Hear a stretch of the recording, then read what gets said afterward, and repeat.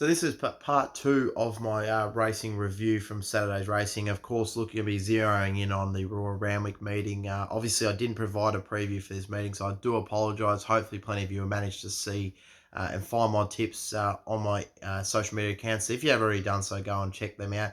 And also, if you're tuning in this video, please go and watch part number one if you want to be having a look at some of the horses that I think you should follow out of the meetings at Flemington and Eagle Farm going into the next few weeks from here on out. Obviously, it's been quite successful from the first video that I returned back a couple of weeks ago. Managed to find a few that really ran good races following out of those meetings. So hopefully this can do something similar for us in the next few weeks, and you can find a few winners as a result of me picking out and highlighting some of the notable good runs of the weekend.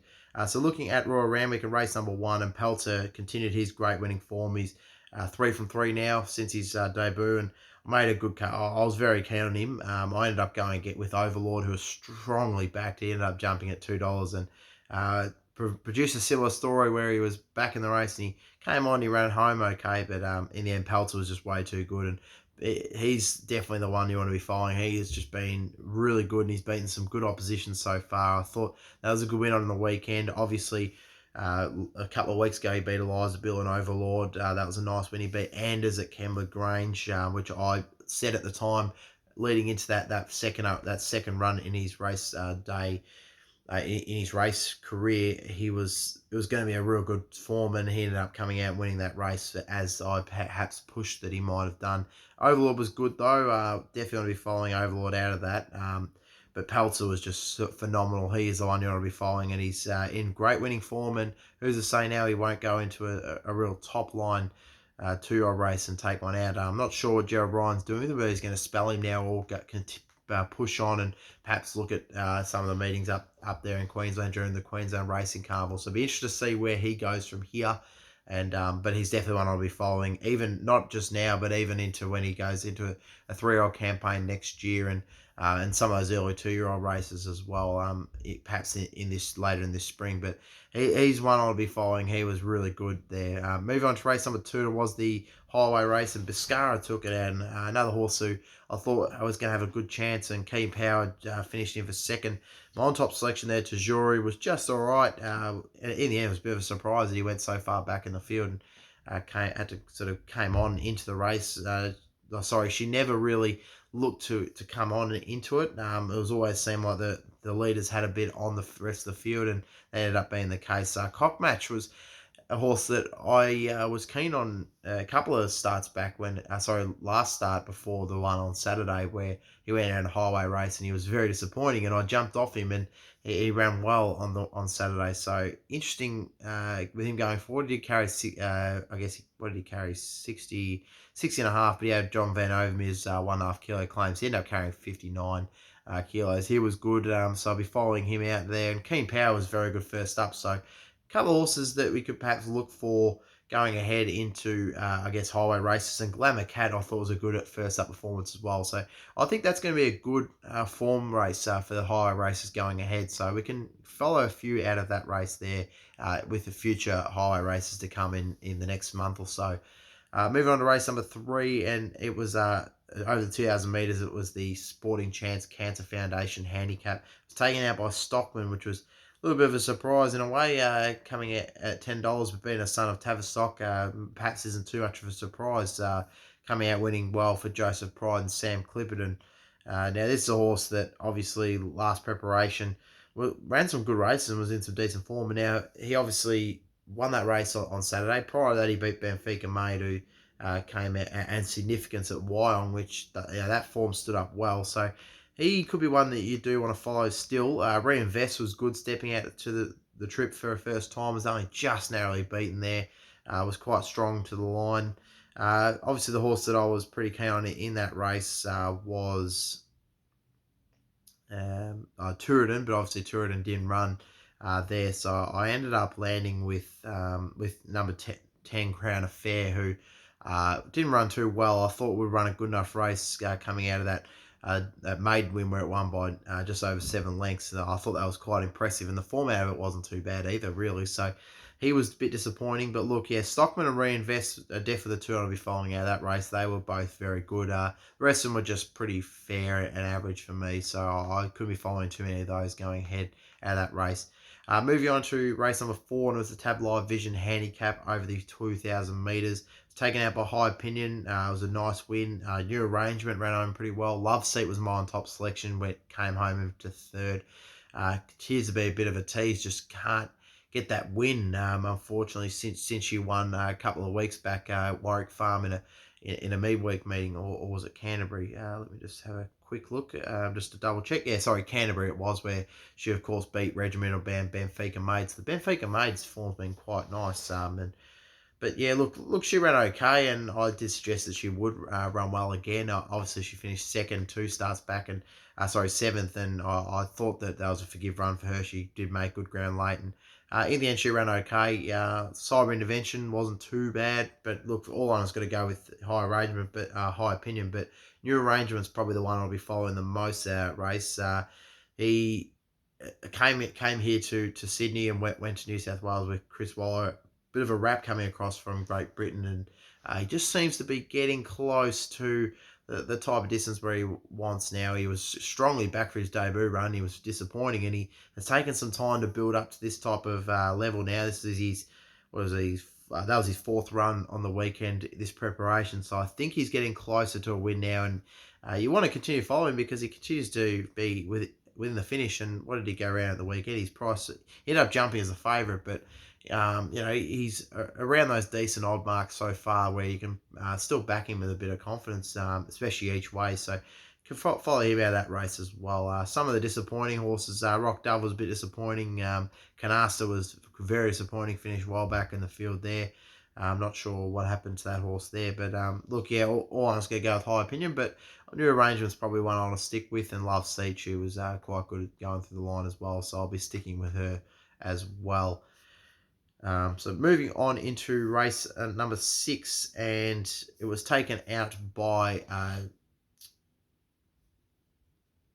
there it is. Opacity, who made strong, sharp improvement from its run first up, where it finished fifth behind Soldier of Love, Celestial Falls, and that form line has stood up like I thought it would at the time. Obviously, a couple of weeks ago in my review, I did say that form line would probably stand up, and it did so very nicely, with obviously Opacity winning the race. Miss Einstein ran home well. She was well supported in the market. She ran a good race as well. So definitely be following those two. Come Along wasn't too bad. Word for Word was pretty good. Greek Hero is one who I thought was quite impressive for me. Just over a length and a half behind them, and ran home pretty well. I thought that was a good performance by him. He was good, and I'll be looking to follow him going forward from this race, especially when he steps up in distance. I'm really looking forward to when he gets out to the 2,000 metres mark. I'll be probably seeing some good things out of him. So I want to follow Greek Hero out of that race. He was definitely a good run for me, and Opacity and Miss Einstein were good. They'll be continuing their form, I believe. I was keen on Agassi and backed him and tipped him on top of the $10, and he ended up jumping as $5. He got really strongly supported late in the piece, and he ran. He was just okay. He looked to be travelling well in the turn, but he just never was really able to keep it up when the sweepers came into it. So just a pass mark for him. But look, I'm keen to follow Greek Hero, Miss Einstein, and Opacity out of that race there. And Come Along wasn't too bad either. Obviously, it's probably a horse Come Along they'll be looking to stretch out and trip as well. So I'll be interested to see when she gets out over a bit further. She might be one that you'll need backing as well. So I think that'll be a decent enough form race as well.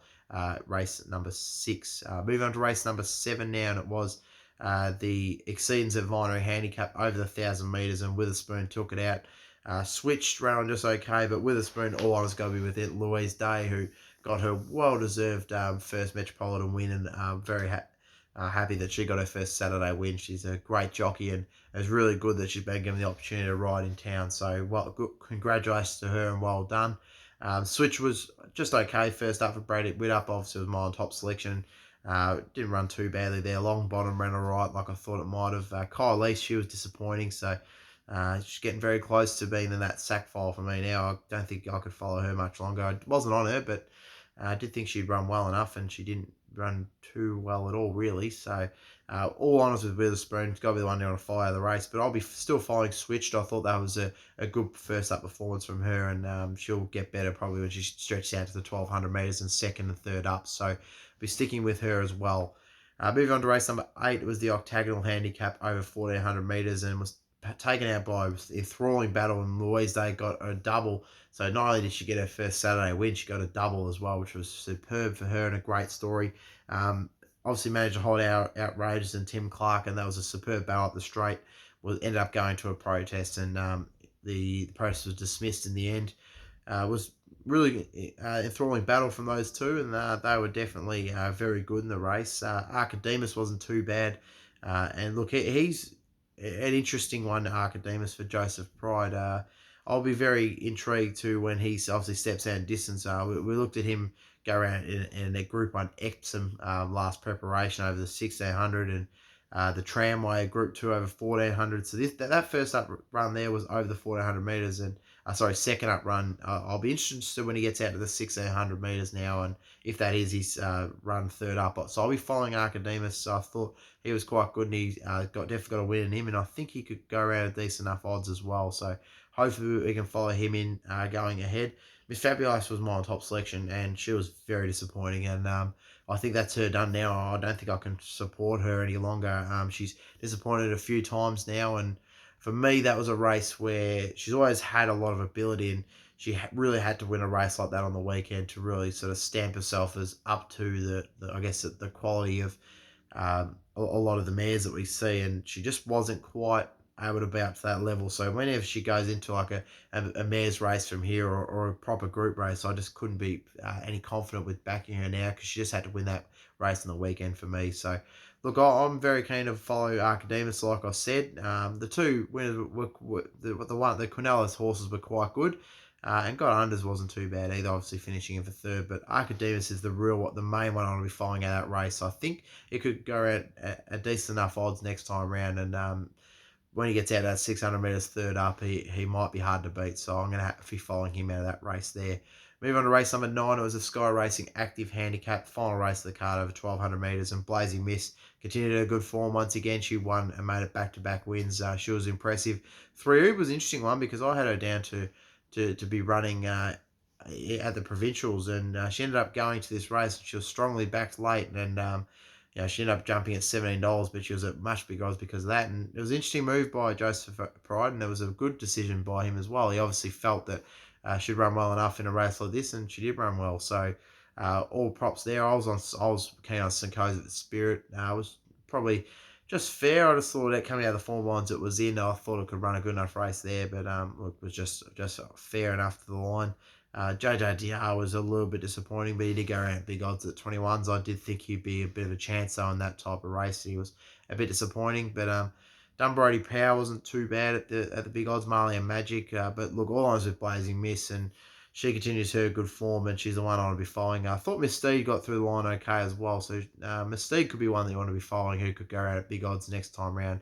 So that's my review of the weekend racing, and obviously I hope you can find plenty of winners out of this as a result. Hopefully you just enjoyed, recapping on all the racing on the weekend. It was really a good weekend of racing.